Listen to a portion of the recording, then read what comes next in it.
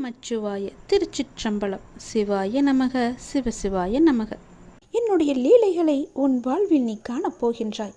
இதுவரை நடந்த லீலைகளால் உன் வாழ்வில் எத்தனை எத்தனை மாற்றங்கள் எல்லாம் நிகழ்ந்து வந்தன என்று தெரியுமா உனக்கு? நான் சொல்லவா? அதில் எத்தனை உண்மைகள் இருக்கிறது என்று நீயே எனக்கு சொல். நாளை என்ன நடக்குமோ என்ற பயம் உனக்கு வேண்டாம். நான் உனக்கு துணையாக இருக்கின்றேன். எப்பொழுதும் என் நாமத்தை சொல்லும் உனக்கு எந்த பயமும் இனி இருக்காது. உன்னுடைய நல்ல மனதுக்கு ஒரு நல்ல விஷயம் கண்டிப்பாக நடக்கப் போகின்றது.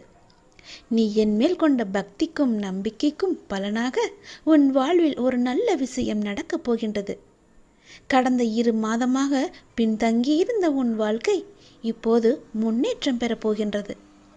உன்னுடைய காத்திருப்புக்கும் பொறுமைக்கும் நம்பிக்கைக்கும் கைமேல் உனக்கு பலன் கிடைக்கப் போகின்றது. இன்றிலிருந்து சரியாக எண்ணிக்கொள். இன்றிலிருந்து 48வது நாளில் நல்ல மகிழ்ச்சியான நிகழ்வுகள் எல்லாம் உன் வாழ்வில் நடக்கப் போகின்றன.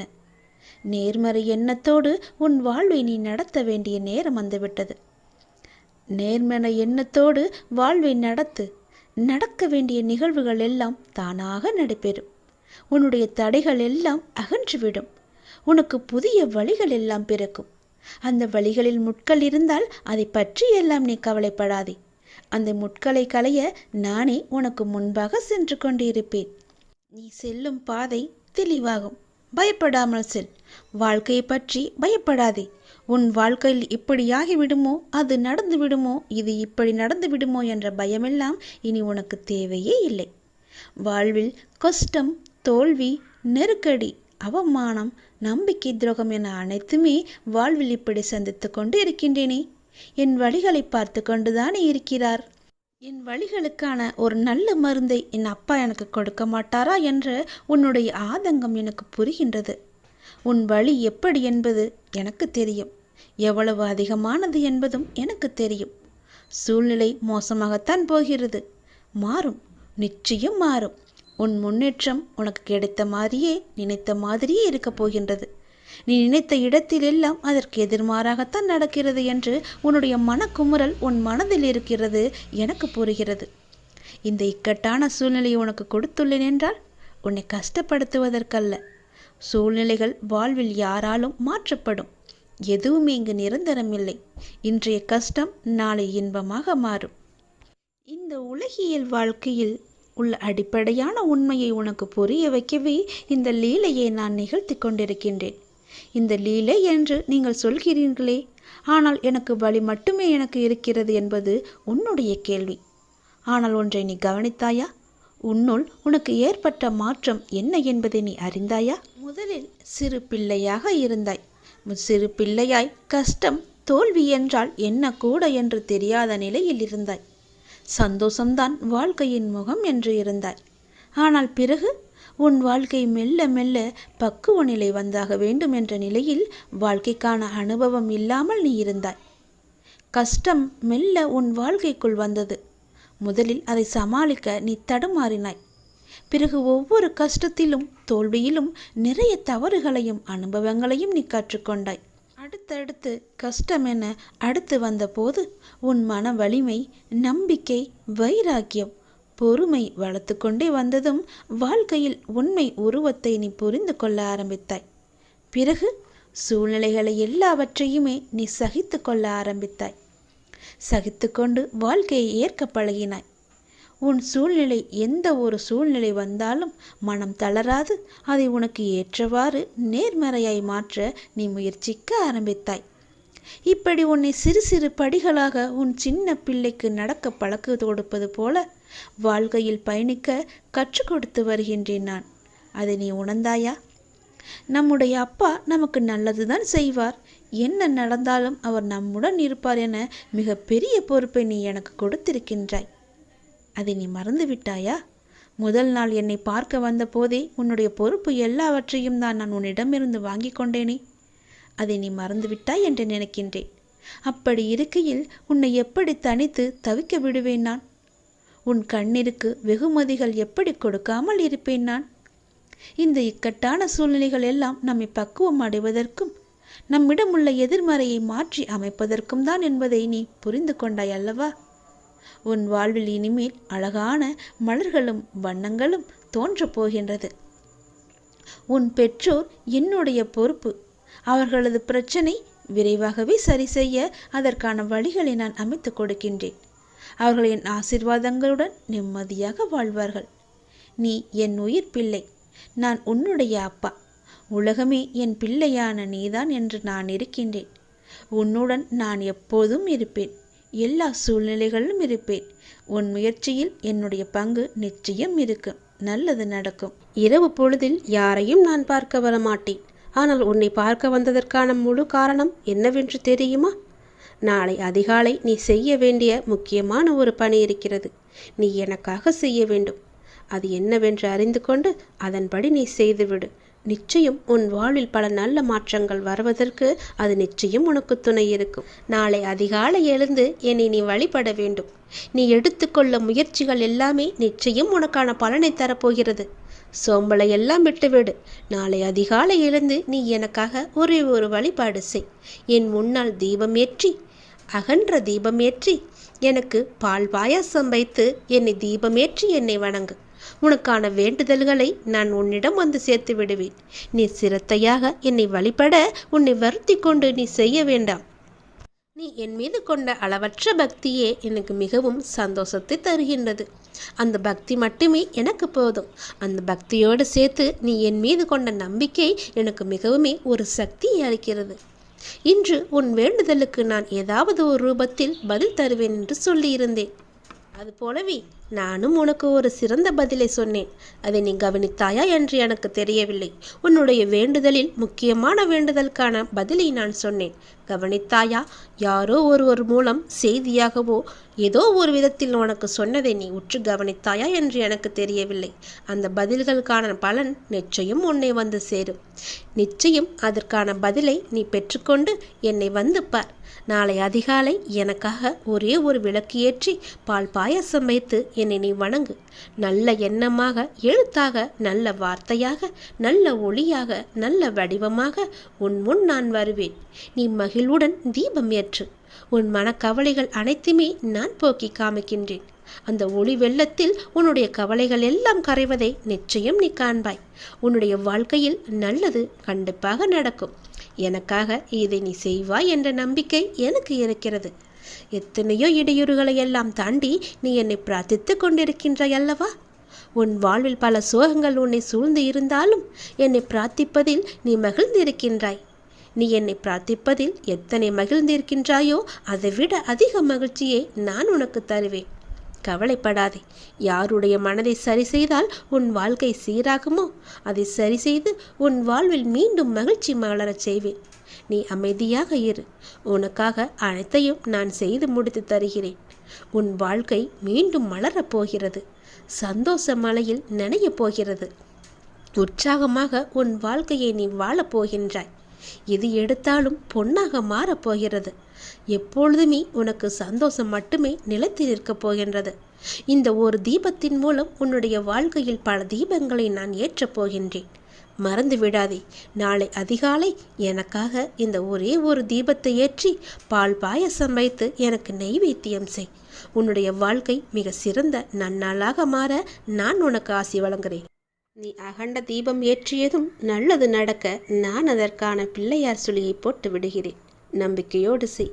நீ எதை கேட்டு என்னிடம் நீ இந்த பிரார்த்தனை செய்கிறாயோ அது வெகு விரைவாகவே உன்னை வந்து சேரும். இது என் மீது சத்தியம். இந்த முருகனின் வாக்கு நிச்சயம் உனக்கு பழிக்கும். நான் உனக்கு ஒரு பரீட்சை வைக்கப் போகின்றேன். அந்த பரீட்சையில் நீ தேர்ச்சி பெற்றுதான் ஆக வேண்டும். தேர்ச்சி பெற்றால்தான் நான் கொடுப்பதை உன்னால் முழுமையாக அனுபவிக்க முடியும். இந்த முருகனின் வாக்கு நிச்சயம் உனக்கு பழிக்கும். தேர்ச்சி பெறுவாயா? வாழ்வில் உனக்கு என்ன இல்லை? எல்லாம் இருக்கின்றதே. சந்தோஷம் என்று நினைத்துக்கொள். எல்லாம் சந்தோஷமான சூழலாய் உன்னை வந்து சேரும். நிம்மதியாய் இருக்க வேண்டும். நினைத்தால் எதையும் எந்த சூழ்நிலையும் உன்னை விடவும் நீ உன் உயிராய் தவம் இருக்கும் உன் அப்பாவை விட பெரிது எதுவும் இல்லை. நமக்கு வரும் கஷ்டங்களை நம்மால் தாங்க முடியும் என்ற மென்மையாய் உன்னிடம் சொல்லிக்கொள். உனக்கு பரீட்சை வைக்கிறேன் என்று நீ நினைப்பது சரிதான். எதற்கு அந்த பரீட்சை என்று நீ என்னிடம் கேட்கலாம். உன்னை ஒரு இடத்தில் இன்னொரு இடத்திற்கு உயர்த்த பல விஷயங்களை நீ கற்று தேர்ந்தவை. அதை நீ உன் புதிய நிகழ்வுகள் எப்படி அதை செயல்படுத்தப் போகிறாய் என்பதை நான் கண்கூடாக பார்க்க வேண்டும். அதற்கு நீ தயாராகிவிட்டாயா என்று பார்ப்பதற்காகத்தான் இப்பொழுது உனக்கு அந்த பரீட்சையை வைக்கப் போகிறேன். அதற்காக எவ்வளவு காலம் என்று நீ நினைப்பது சரிதான். ஆனால் முழுமையான முறையில் ஒன்றை தயாரித்தால்தான் அது நல்ல முறையில் இருக்கக்கூடும். அது நீண்ட காலத்திற்கு உன் கூடவே வரும். அது நல்ல முறையில் இருக்க வேண்டுமென்றால் நான் உனக்கு இந்த வைக்கும் பரீட்சையில் நீ தேர்ச்சி பெற்றுதான் ஆக வேண்டும். நான் இப்படி செய்வதற்கு காரணம் உன்னை நீ இன்னும் சிறிது மாற்றிக்கொள்ள வேண்டும் என்பதற்காக. எனக்கு புரிகிறது, நீ உனக்குள்ளே சண்டை அடித்து கொண்டிருக்கின்றாய். எது சரி எது தவறு என்று. தவறு என்றால் அதை மாற்ற நீ உன்னிடத்திலேயே யுத்தம் புரிந்து கொண்டிருக்கின்றாய்.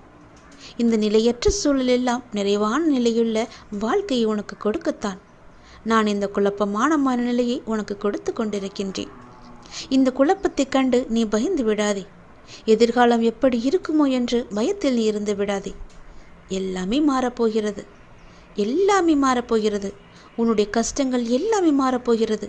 உன்னுடைய துன்பமான வாழ்க்கை எல்லாமே மாறப்போகிறது. உன் குழப்பமான மனநிலை எல்லாம் மாறப்போகிறது.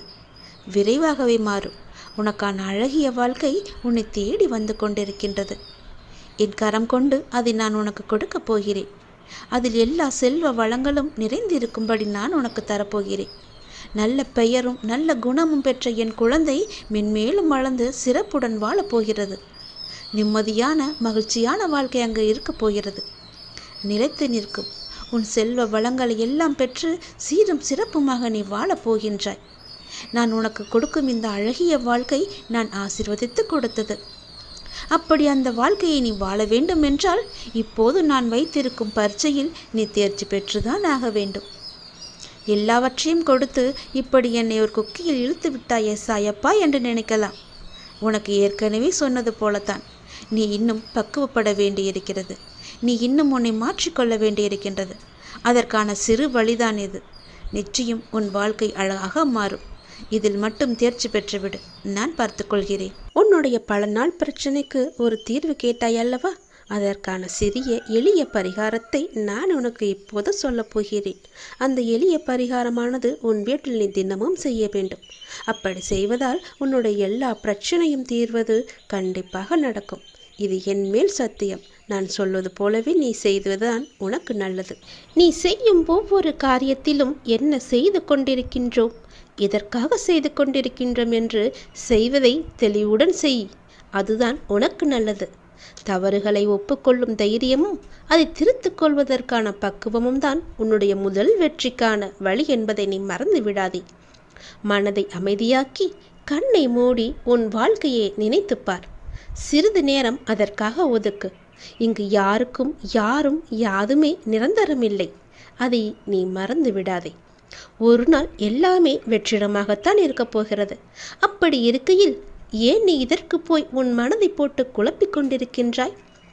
ஏன் எந்த நேரமும் அது கிடைக்கவில்லையே, இது எனக்கு நடக்கவில்லையே என்று புலம்பி தவித்து கொண்டிருக்கின்றாய்? உனக்கு எது வேண்டுமோ, எந்த லட்சியத்தை நீ அடைய நினைக்கின்றாயோ அதை மனதில் கொண்டு செயல்படு. தினமும் விளக்கேற்றி, அதிகாலையில் விளக்கேற்றி உனக்கு வேண்டியதை அந்த இறைவனிடம் சொல். நிச்சயம் அதற்கான பலன் கண்டிப்பாகவே உன் கைகூடி வரும். ஒரு நாள் கண்டிப்பாக அது உன்னை வந்து சேரும். அதுவரை எதற்கும் மனதில் கஷ்டப்பட்டு கொண்டே இருக்காதே. சொல்வது உனக்கு புரிகிறதா? கனதில் எப்பொழுதும் கஷ்டத்தை வைத்துக்கொண்டு குழப்பிக்கொண்டு கிடைக்குமா கிடைக்காதா, இது நடக்குமா நடக்காதா என்று மனதை அலைகழிக்காதே. உன்னுடைய மனதை எப்பொழுதும் தெய்வீக சூழலில் வைத்துக்கொள். மகிழ்ச்சியான சூழலில் வைத்துக்கொள். நிச்சயம் உனக்கான பதில் அந்த இறைவனிடமிருந்து உனக்கு கண்டிப்பாக கிடைக்கும். இருப்பதை கொண்டு, அதுவரை இருப்பதை கொண்டு சந்தோஷமாக வாழ்வதற்கு என்னென்ன தேவையோ அதையெல்லாம் நீ செய். உன் வாழ்க்கை நிச்சயம் சந்தோஷ மலையில் நனையும். உனது எண்ணங்களை ஒரு நிலைப்படுத்தி நம்பிக்கையோடு உன் கடமையை செய். நிச்சயம் நீ எதிர்பார்த்த அளவுக்கு மேலே அதற்கான பலன் உனக்கு கிடைக்கும். உன்னுடைய விருப்பங்கள் எதுவாக இருந்தாலுமே சரி, அது நிச்சயம் நிறைவேறும். அதற்கான காலகட்டம்தான் அதிகாலை பொழுது. அந்த பிரம்ம முகூர்த்த நேரத்திலேயே உன்னுடைய விளக்கை ஏற்றி, உன் வீட்டில் தீபங்களை ஏற்றி, உன்னுடைய வேண்டுதல்களை எல்லாம் இறைவனிடம் சொல். நிச்சயம் அதற்கான பலன் உன்னை கண்டிப்பாக வந்து சேரும். விரைவாகவே வரும். அந்த காலம் வெகு தூரத்தில் கிடையாது, சீக்கிரமாகவே வரும். நீ உன்னுடைய ஆற்றலையும் திறமையையும் வளர்த்து கொண்டால் இந்த உலகம் நிச்சயம் உன்னை தேடி வரும். கலங்காதே. உன்னுடைய கவலைகளை, துக்கங்களை, அவமானங்களை, தோல்விகளை முழுவதுமாகவே துடைத்தெறிந்துவிடு. நமக்கு நிம்மதியையும் சந்தோஷத்தையும் கௌரவத்தையும் தந்தருள்பவர் அந்த இறைவன்தானே. ஒரு நாள் ஒரு முறையாவது இறைவனை கூப்பிடு. என்னை அன்போடு கூப்பிடு. ஒரு முறையாவது அப்பா என்று கூப்பிடு. மனம் முருகி அப்பாவை கூப்பிடு. உங்கள் வாழ்வில் நல்லது நடந்து கொண்டே இருக்கும் எப்பொழுதும். நீ இதை தொடர்ந்து செய்து வந்தால் அதற்கான பலனை நீ கூடிய விரைவாகவே காண்பாய். இது என் மீது சத்தியம் என்று சொல்கிறேன் அல்லவா? அது எப்படி உனக்கு நடக்காமல் போகும்? என் மீது நம்பிக்கை கொண்டு திடமான மனதோடு இந்த பரிகாரத்தை நீ செய்து கொண்டே வா. உன் வாழ்வில் நல்லது நடந்து கொண்டே இருக்கும் எப்போதுமே.